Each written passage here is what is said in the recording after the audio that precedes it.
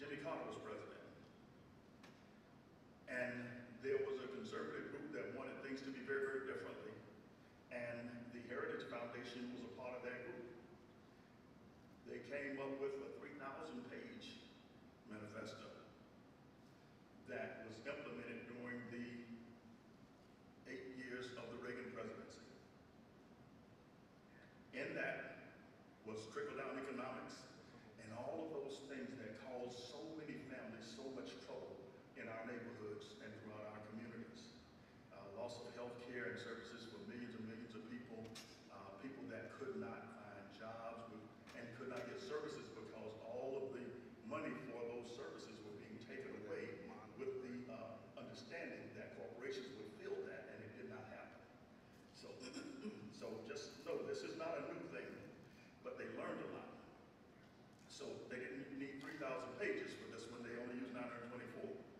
The second iteration of this, the Heritage Foundation was a player in the first one, but in this one they led the charge. And they had experts from 4 previous presidential administrations. More than 400 of those experts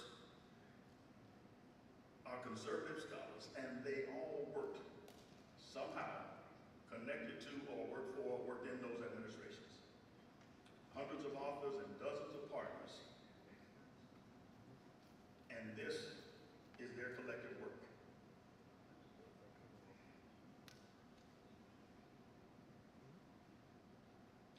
So, this Heritage Foundation, even back then, was a big part of the money that Ronald Reagan collected for his presidential campaign. And no surprise, if you do a little research, they're a big part of the funds that have been collected for presidential campaigns in this election as well. But here's a quote. Freedom is a fragile thing, and it's never more than one generation away from extinction. It's not ours by way of inheritance. It must be fought for and defended constantly by each generation. Anybody know who said that? Nobody? Ronald Reagan. He said that. Now guess what? It's true. This is very true. And as I read and read and read into this Project 2025, I find that so many things that were being said in this document are really true. But it's the way it's being applied, the way it's being used. So we have to be wise as we look through and listen to what they put in front of us. They have 4 pillars of their methodology to deconstruct the administrative state. The administrative state in their minds is the way government is being run by the left wing of society. And it is overarchingly invasive into our lives and controlling everything that happens. Pillar 1 is a consensus view on how major federal agencies must be governed. That first pillar details specifically what they want every agency to begin to do. Pillar 2 is a personal database that allows candidates and major businesses to build profiles. Now we know that in everything we're doing, from census and all of these different agencies, they're collecting a lot of data on us. A lot of that data is supposed to be protected. We find that much of that data is not protected, but now they want to compile it into one place and they want to make it available to major corporations and governments for their profiling, for their prospectus, for all of their business strategies and plans. That's an important little known thing that's just barely leaking out. Pillar 3 is the Presidential Administrative Academy. The Administrative Academy, you know, in every aspect of government, we go through different academies of training. And this one reads like none other than I've ever seen, even the military training academies. This is a real invasive approach to how each and every agency, each and every office is supposed to conduct themselves with one overarching thing. The president was elected, and every agency is supposed to do the bidding of that president. If you read through, that's what you begin to see over and over and over again. And Pillar 4 has not yet been developed, but it is the operational playbook, step by step, in what they intend to have done as they move along, okay? The recommendations in this Project 2025 really come from consensus on 4 fronts. First, restoring the family. If you read, you see a lot of things that we agree with. Our families are in trouble. There's mental health crises, there's drug abuse, alcohol abuse, there's crime, there's a lot of things that are influencing and impacting our families. True statement. The second one is dismantling the administrative state, returning self-governance to the people. Well, the intent was for the people to actually control government. It's all in the how. Thirdly, to defend our nation's sovereignty, the borders, and the boundary. And lastly, secure the blessings of liberty, the God-given individual rights to be free. As I read through this document, I start getting proud. I served in the United States Air Force. I love this country. And a lot of this reads true until you get into the details. So let's talk about restoring a family for a minute. The American family is truly in crisis. 40% of children that are born, they say, are born to unwed mothers. And that includes more than 70% of black children in this country. Almost equally the number of children born to Hispanic or Latino families in this country. Their way of fixing this is to get government out of family problems completely.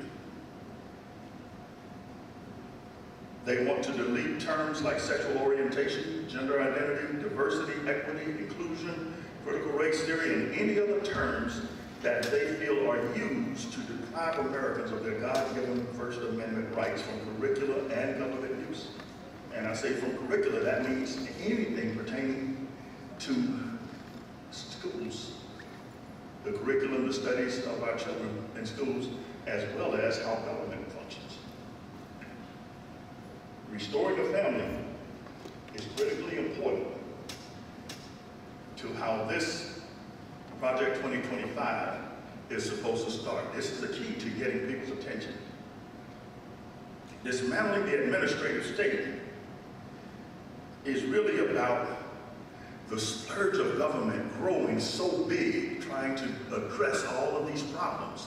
And their contention is that it is not possible for government to fix any of these problems, so why are we doing it? Let's pull out and not do any of this. You dismantle all of those things that are put in place to create freedoms and equity and inclusion and all of those things.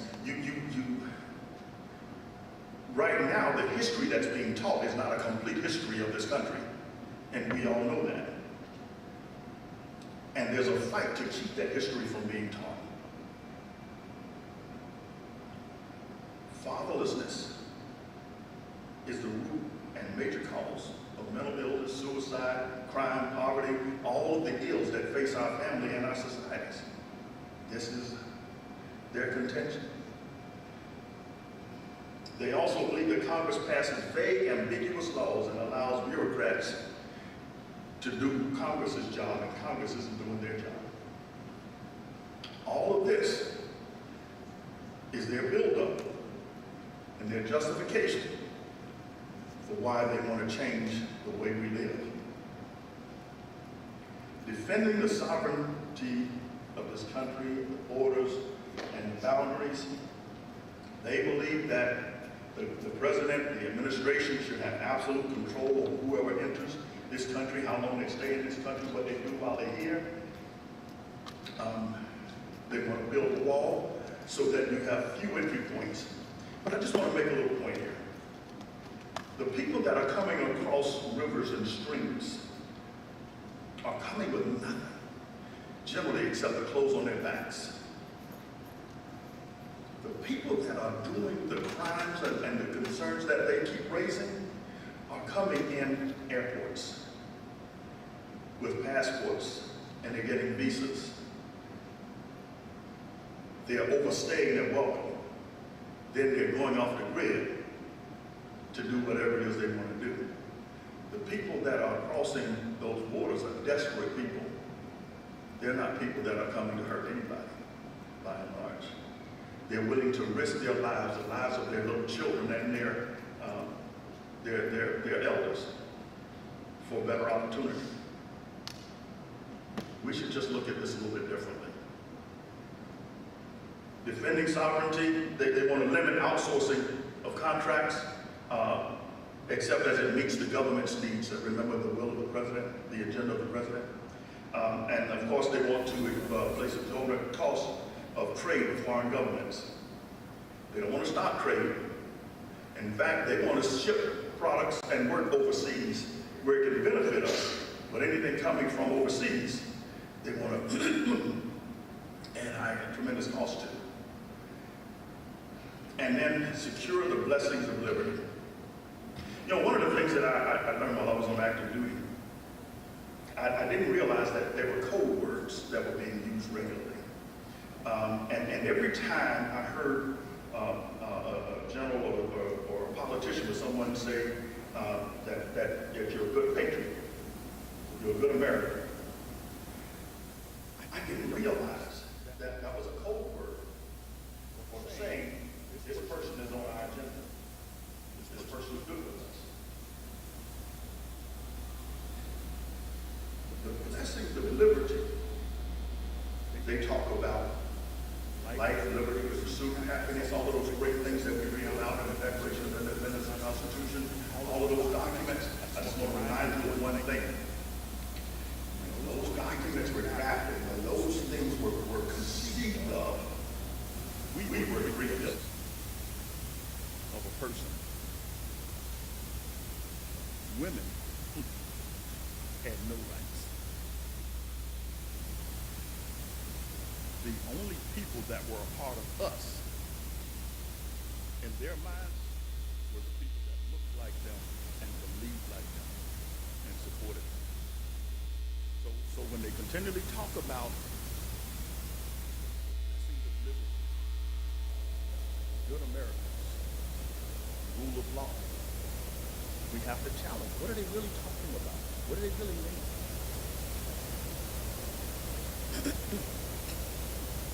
Project 2025 is invasive, it's huge and cumbersome, and it is intended to change the way we live and move. Fortunately, they can't touch our being. But their intention is very clear when you read the documents. So let's kind of break this down into some parts. The first thing they want to do is take the reins of government. They want to allow every political appointee the ability to control whatever office or agency or director that they're being given charge of, rather than career government employees. One of the things they ran into in the previous administration was coming in and bringing in cabinet members and those folks that wanted to immediately change some things and do some things, and career government employees said, oh no, we can't do that. That's against the rules. We have to follow the law. And it frustrated them to no end that they could not implement the president's agenda and do what they wanted to do as they wanted to do it. They found they had to go back through Congress, they had to go through all manner of steps in order to be able to effect the changes that they wanted to do, to carry out. Project 2025 is designed to fix that, so they can act swiftly and quickly to make whatever changes they want to make, as they want to make them, and entrust that a political appointee to be the judge and jury and executioner for whatever is going to be carried out. They want the Office of Management and Budget to be based purely on the will of the president, not on what's good for the country.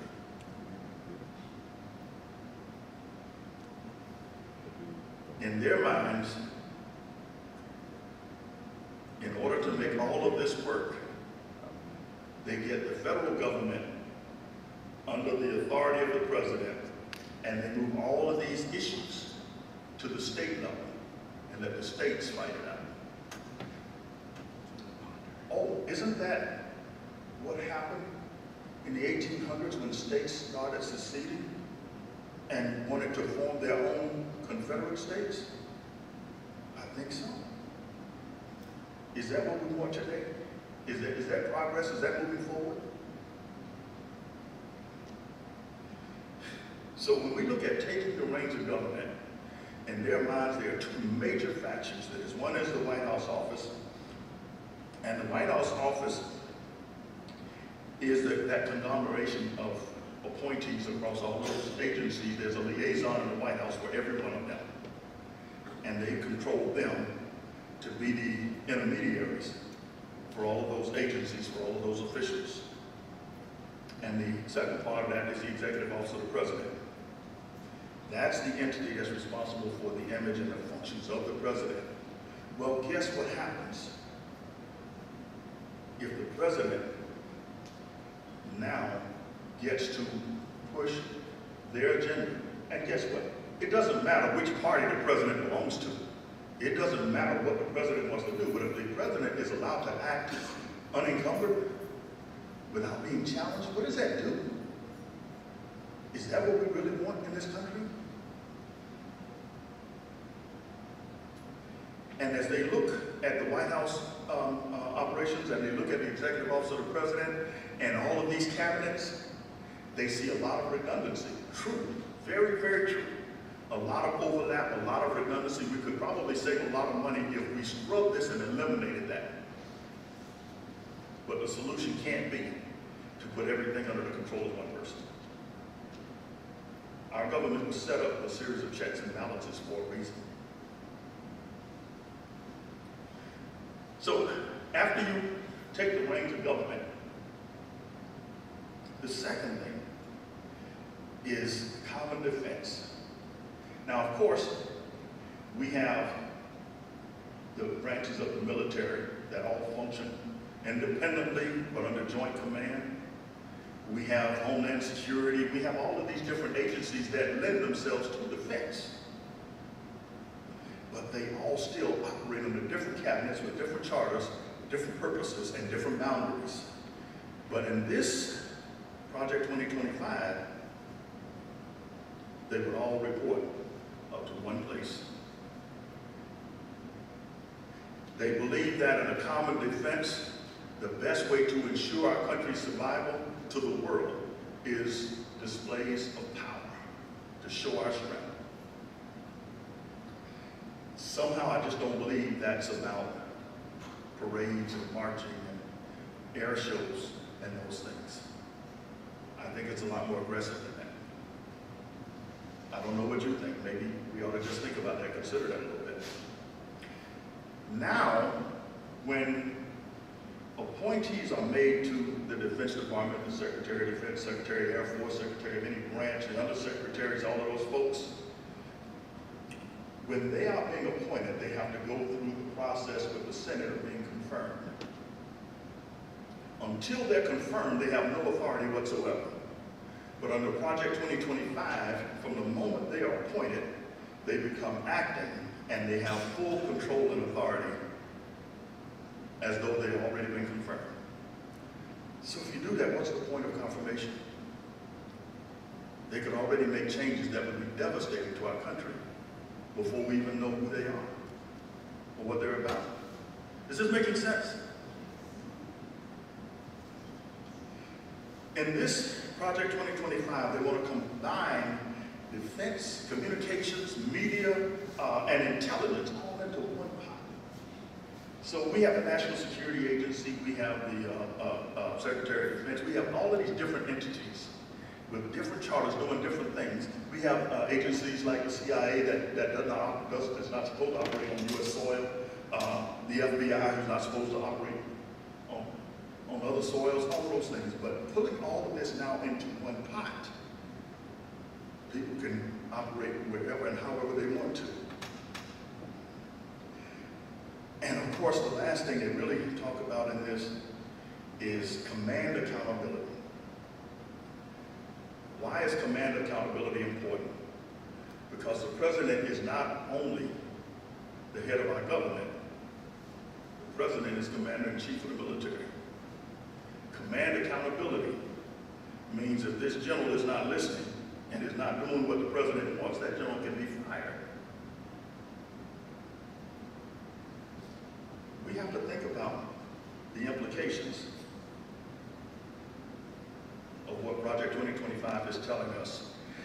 In this common defense, they want our nation to demonstrate maximum readiness. They want the world to know that at the drop of a hat, we can move and do anything we want to, any part of the world we can touch, any way we want to. Kind of sounds like a bully, doesn't it? They want unwavering support for Homeland Security, protecting our borders, and against domestic terrorism. Well, who reports through the Department of Homeland Security? That includes the Secret Service and all kinds of folks.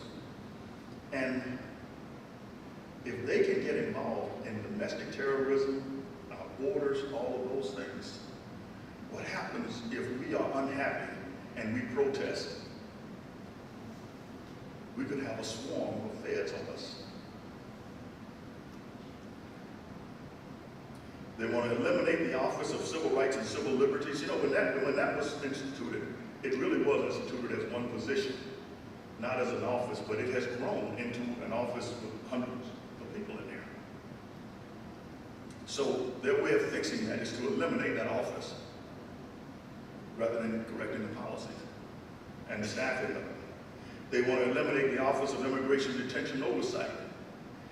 There really is an office that is supposed to provide oversight to who gets detained, who gets put out of the country, who's allowed to stay.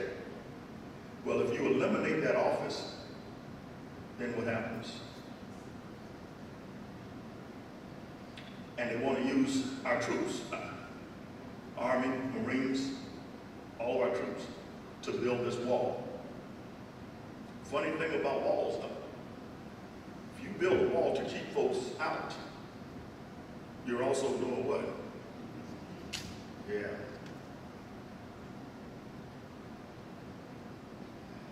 So let's talk about some other pieces to this.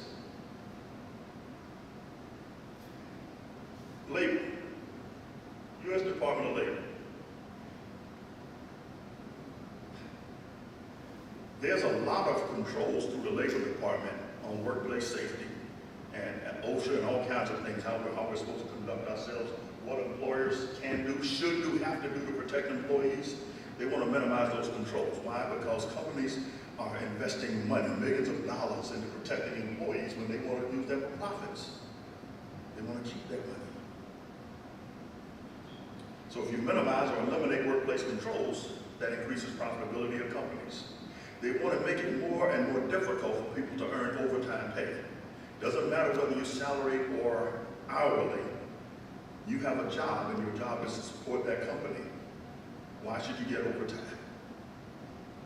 They want to end the funding of local job creation programs. You know, we've got programs throughout D.C., Maryland, all over this country that have been putting young people to work. And if young people aren't working, what are they doing?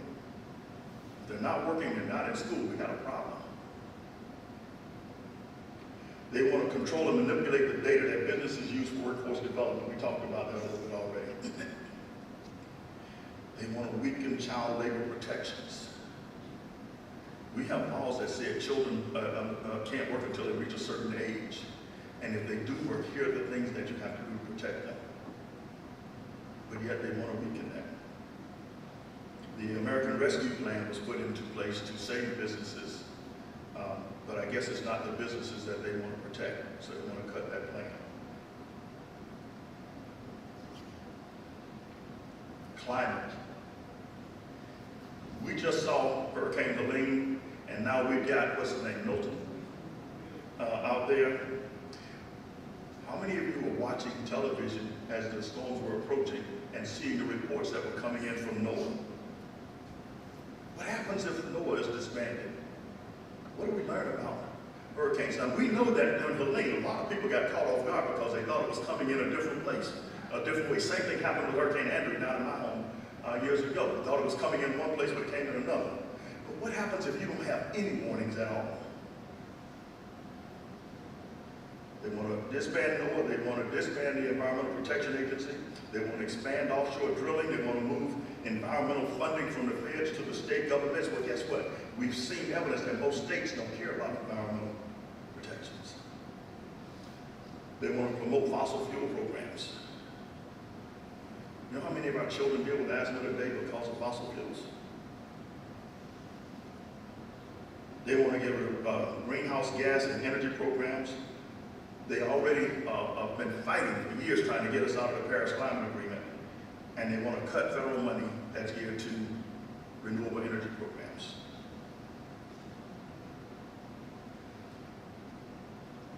They want to disband the Department of Education completely.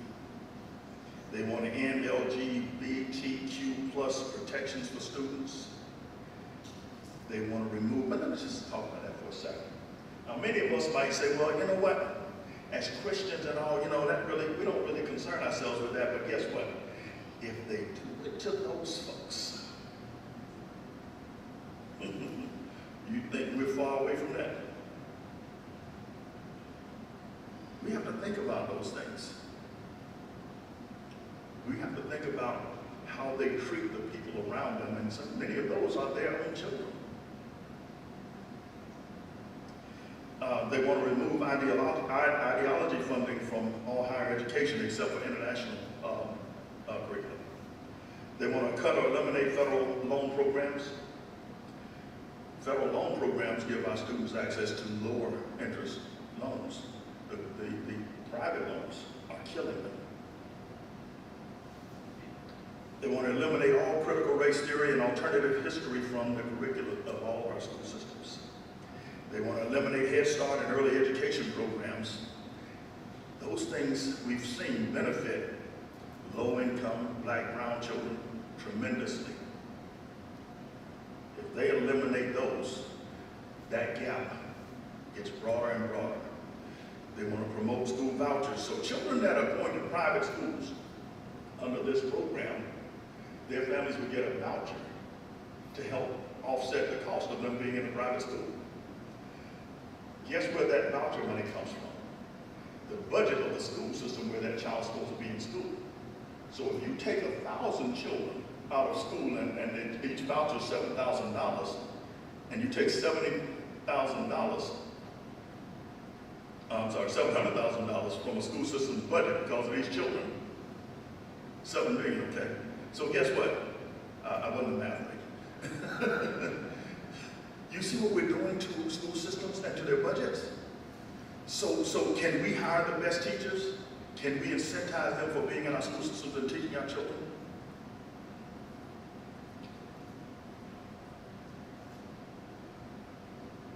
Oh, I think I went too fast.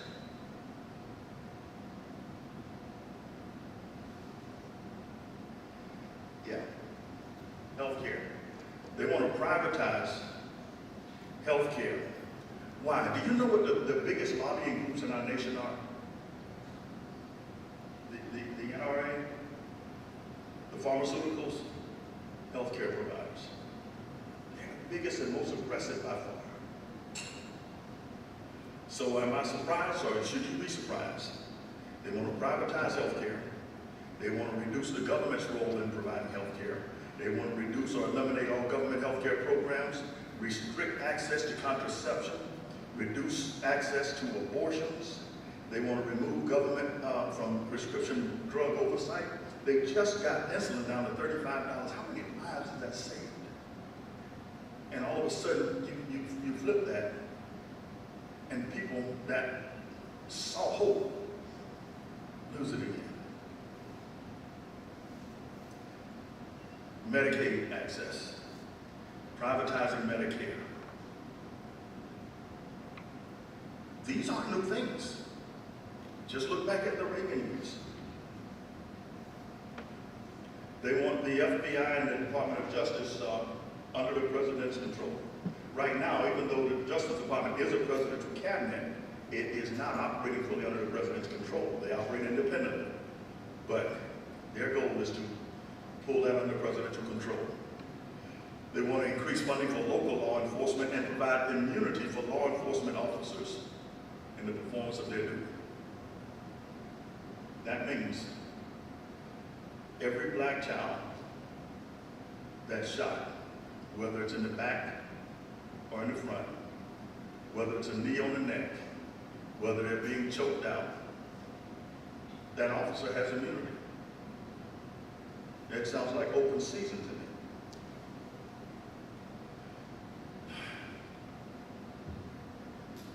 Farmers have been catching it because of climate and environmental issues, and they have safety nets to help them stay afloat, but they want to remove those safety nets. They want to restrict access to food assistance programs so that families that can't afford food would again struggle in mighty ways. They want to tighten controls on veterans' disability and provide tax cuts for corporations and individuals, but do you think those tax cuts will extend themselves to our income levels?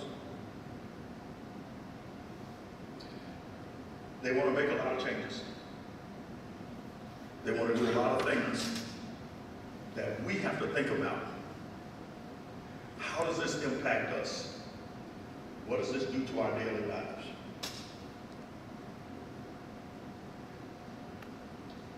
Our children go to school with a lot of different children around. And if those children are protected and safe, if things aren't working well for them, it impacts our children. That impacts our homes, our household. All of these things have rolling effects. Project 2025 is an aggressive and dangerous agenda.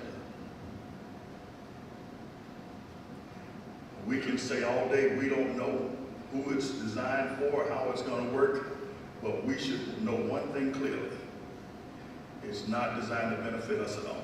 In our communities, in our homes, this is dangerous. And we should be willing to find out and fight how this ever gets to see the light of day.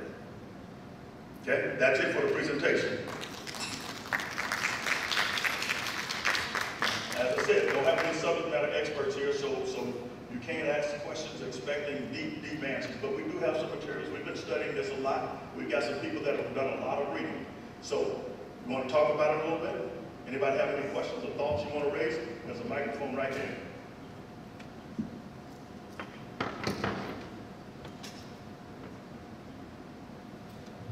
I'll get the ball rolling. I first want to say thank you so much, Reverend Moultrie, for such a thorough breakdown of this very long and disconcerting document. One thing that I noticed is that so much of what the project wants to implement seems to be in the face of the Constitution.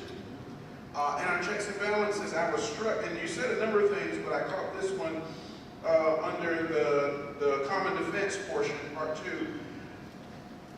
They want to achieve unwavering support to Homeland Security for border protection. So if someone were to protest that, then that seems to be antagonizing, but that then would go against our First Amendment rights, right? So I'm wondering, in your research, or since we're having a discussion, does anyone know what the plan for implementation is? Because this project, if successful, would fundamentally change our government toward a dictatorship where the president is making most of the shots. And so in your resources, is there anything about implementation? So these are the ideas, but what's even scarier is how they might try, or how this group might try to implement these conditions. And so I was wondering about that. You know, so one of the things that I found in researching this is this plan was not supposed to become public yet. That was a mishap on their part that it became public. They wanted to wait a bit longer before it came out. So if you look at the first, 20-some pages of this manifesto, you see a laundry list of names of contributors. If you Google those people, you start seeing which administrations they worked for, and they worked in very specific offices and places. They are working on the playbook, but it has not come out in the light of day yet. So how those things will be implemented will be in the playbook. But they've got people from administrations and every office in the government working together to pull together a very concise plan on this. And I just don't think we can afford to wait until it hits the light of day to be upset about it. You have a question? Or comment? Further elaboration. So I think it's important to note that we are assuming that they plan to follow the law somehow. They plan to make this kosher. If we have paid attention for the last 10 years, their new methodology has been do something illegal and get it and fight it until it gets to the Supreme Court. Because right now, the Supreme Court will rubber stamp what it is that they want to do. So don't assume because something is not statutorily possible or it flies in the face of the Constitution that somehow those documents will protect us. Because we've already seen that they will not, as long as the Supreme Court is willing to rubber stamp what it is that they want to do. The court system, the federal court system in this country, they are very good at being able to manipulate it for their end goals. They're willing to wait, they're willing to play the long game, they're willing to get the right case in order to do what it is that they're trying to do. I think all along we have been assuming logic, that we're fighting people who are playing by the rules, that we are looking at this as brinksmanship, that somehow we can counter it as long as we are following the law. And that's just not the case. Yeah, that's a really important point. And so let's also keep in mind that our government was established with a system of checks and balances, three branches of government, the legislative, the executive, and the judicial, to check each other. Well, guess what? The Supreme Court, the judicial branch, is firmly rooted right now in that conservative theology. If the presidency goes that route, that's two branches. The only other one we have any control over is the Congress. That's the House of Representatives and the Senate. That's why our votes are so critically important. We have to really pay attention to not let anybody get control of all of these branches of government. Come on up to the microphone, sir.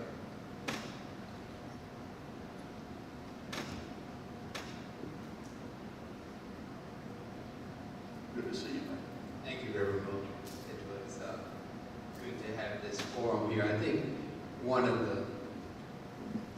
the solutions to this not seeing the light of day is to vote. That's our power. And we have to encourage every person, young, old, to vote. They're going to vote their conscience, but we got to make sure they vote. And also to inform them. One of the things I wanted to say, following on up on what was said a moment ago, is that part of that long game that the Republicans have played is about filling judgeships from down here to up here. So when we vote, we aren't just voting for a president. We're voting for those judges that may be appointed by that president. And so it's not just the presidency. And people say, well, and we think now that if we can't answer the question, or they can't answer the question appropriately, what have they done for me? Which is totally the wrong question. It's about what are we, and notice we've gone away from what you can do for the country to what can the country do for me, and one of our former presidents is very much about the me. And so we have to be thinking about the vote. And a lot of people don't care to vote. And we have to engage with them. Why? Because I think people just don't understand how much is really in balance. The other thing I want to say about this is, part of the things here about giving states autonomy, it's about giving the friendly states autonomy. Those states that line up to do the president's bidding. This talk about Biden administration not giving money to red states, lies. But under another administration, that may very well be the modus operandi. You didn't vote for us, we ain't giving you nothing. It's not right. So, vote. Thank you, but I want to say a couple things. First, we really don't want to get into talking parties and those things. So I just want to be clear. This agenda, it really doesn't matter which party. It doesn't matter who it is. We want anybody having this kind of control. This is craziness. So we have to be smarter than that and vote. I agree fully. But it doesn't matter who it is. We don't want anybody having this kind of authority. But so the other thing I want to say is, since you mentioned voting so emphatically, I was talking to a group of gentlemen, and I know some of y'all are online, but the question came up, look, I can't vote because, I've done time. Not a true statement anymore. You go to the Department of Elections and do some research. If you are not currently serving time, if your time is done, you can register and vote. So please, doesn't matter what your offense was. If you've done your time, you've paid your debt to society, you can register and vote. So please do that. Anybody else? Any other thoughts, comments?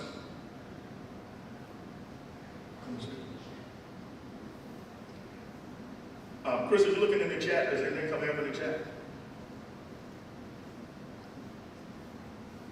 A big thank you, but no questions. I want to just come from a different slant. I'm so glad you started the conversation back with Ronald Reagan, 1980, because that's when it really started. And you would have to do a deep dive to know the connecting points between Project 2025 and all that took place under his two presidencies, starting with him showing America that I mean business in the presidency controlling. And I am going to make sure I deregulate every regulatory agency that had power of oversight. He deregulated them, and then he started with practical strikers, okay? We have to connect all of that together. And the reason that took place is because from 1932 to 1994, Congress was Democratic. I think it may have been a couple of years in between there where it was Republican, but it was Democratic. And what happened was the Democrats controlled the presidency, and they set policy. And if you look at it, it was working fine. So then you have to rush and see, well, where did things shift? You cannot forget 1994, the contract with America. You guys remember that? The contract with America. Contract with America was a forerunner of Project 2025, and what Contract with America did was it reduced the power of Congress, okay? And it tried to increase the power, the Congress flipped in 1994 to Republican for the first time in about 40 years. And what it did was, it gave more power to Congress, and it reduced Bill Clinton's power as his presidency. And so if you look at the years between 1994 and where we are now, also broke. That vote is so critical to all of this. We can talk about the presidential vote all we want to, but that vote is critical, because if that House is flipped back to Republicans, then all of this is you talked about not talking about implementation. Implementation is already done. Because then they would flip it back where, okay, we have a Congress that's going to support the president, and we're going to put all of this power in the president's hand. So my summarization statement would be then, therefore, if we look at ourselves now, 1994 to now, we even had a black president voted in twice. When the contract with America would say, slow all of this down. And what I'm trying to summarize by saying is, no worries, we don't have to worry. We definitely have to vote and pay attention to details. But I think when we get to the society steadily moving forward, I truly remember the fear that people in their hearts when Newt Gingrich and his group came into Washington talking about what they were going to do with the contract with America. So I think if we think about that and just go back in time and look at that, we won't be too upset about that. And you know, you just reminded me, we really didn't talk about Social Security and the millions of people. You know, it wasn't many years ago that life expectancy in this country was, what, 67, 68 years old? And look, right now in this room.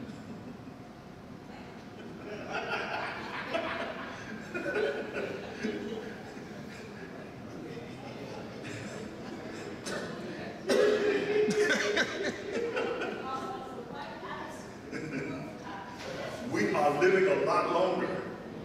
And so Social Security is already in trouble because they already started playing with Social Security. But if they get an opportunity to make changes, millions of Americans will lose their livelihood because Social Security is all some Americans have to live on. Veterans, disability, they will change our disability checks. You know, we really got to begin to understand how invasive this is. I do want to go back to one thing. You reminded me of something under the Department of Energy. A lot of the regulations that energy has put in place cost corporations billions of dollars every year. There are so many more things they could do if they didn't have to do all of these things to keep us safe from nuclear regulators around the country and all of those things. But if they didn't, remember when people were catching cancer just from living in a house near a plant, lead in paint, lead in water pipes, all of these things came about under the work that the Department of Energy did. We really stand to change the course of our children's future if we don't pay attention. So there's a lot more to this, and trust, we are just scraping the surface of this. Just scraping the surface. If you want, we can have more discussions on this. We can dig deeper and come back and talk some more. You know, anybody else, any other questions, comments, thoughts?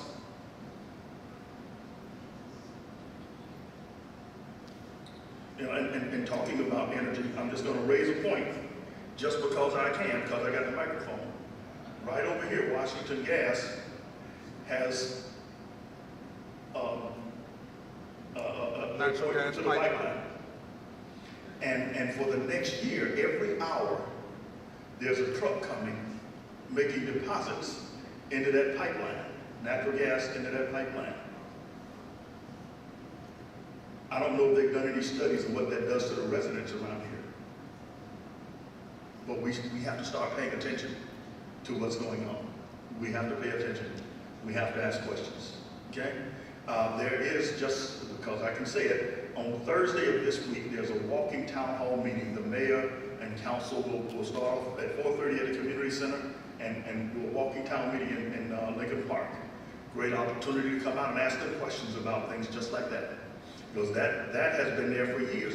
Lincoln Park is the only neighborhood in the city of Rockville that has industry surrounding it on 3 sides. The only neighborhood that has industry on 3 sides of it. And what are they doing to regulate those industries to make them clean up their properties? Very little. Anybody else have a question or comment? Anybody else? Did you want to say something?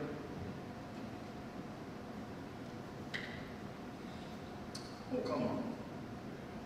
If there's nothing else, we'll end it, but